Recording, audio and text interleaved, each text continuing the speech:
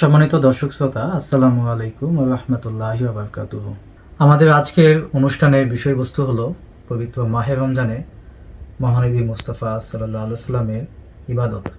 রমজানের দিনগুলোতে মহানবী মুস্তাফা সাল্লাল্লাহু আলাইহি সাল্লামের ইবাদত সম্পর্কে হযরত আয়েশা সিদ্দিকা রাদিয়াল্লাহু আনহা বলেন, রমজানে তিনি সাল্লাল্লাহু আলাইহি সাল্লাম কোমর বেঁধে নিতেন ইবাদতের জন্য এবং আল্লাহকে সন্তুষ্ট করার জন্য পূর্ণাঙ্গীন প্রচেষ্টা করতেন।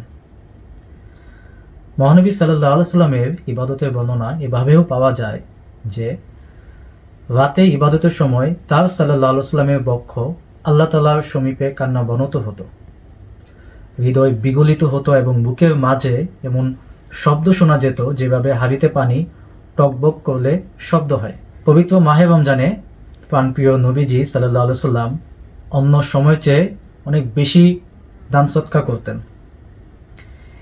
এই মাসে তিনি সাল্লাল্লাহু আলাইহি সাল্লাম মুক্ত বাতাসের চেয়েও বেশি গতিতে দান সৎকার করতেন। হযরত ইবনে আব্বাস রাদিয়াল্লাহু আনহু থেকে বর্ণিত, তিনি বলেন যে রাসূল পাক সাল্লাল্লাহু আলাইহি সাল্লাম মানুষের মধ্যে সবচেয়ে বেশি দানশীল ছিলেন, আর রমজান মাসে তিনি সাল্লাল্লাহু আলাইহি সাল্লাম বাতাসের মতো দান করতেন। রমজান মাসে তিনি সাল্লাল্লাহু আলাইহি সাল্লাম বিশেষ করে গরিব, ইয়েতিম ও মিসকিনদের প্রতি বিশেষ দৃষ্টি দিতেন। রমজানের শেষ দশকে তিনি সাল্লাল্লাহু আলাইহি সাল্লাম মসজিদে ইতিকাফ করতেন। ইতিকাফ তাকওয়া অর্জনের এক বিশাল বড় মাধ্যম। নির্জনতায় প্রভুকে স্মরণ করার শ্রেষ্ঠ উপায়, আল্লাহ তাআলার দরবারে নিজেকে মেলে ধরার অবাধিত এক সুযোগ। এছাড়াও তিনি সাল্লাল্লাহু আলাইহি সাল্লাম সঠিক সময়ে সাহরি গ্রহণ করতেন এবং ইফতারে বিলম্ব করতেন না।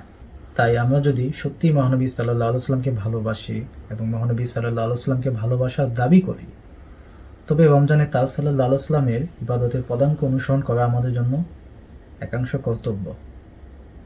আসুন আমরা আমাদের এই রমজান মাসে আমাদের রোজা, কোরআন তেলাওয়াত, নামাজ, দোয়া, ইস্তেগফার ও দান সদকা এইসবের মাধ্যমে এই মাসকে জান্নাত লাভের শ্রেষ্ঠ সুযোগে পরিণত করি।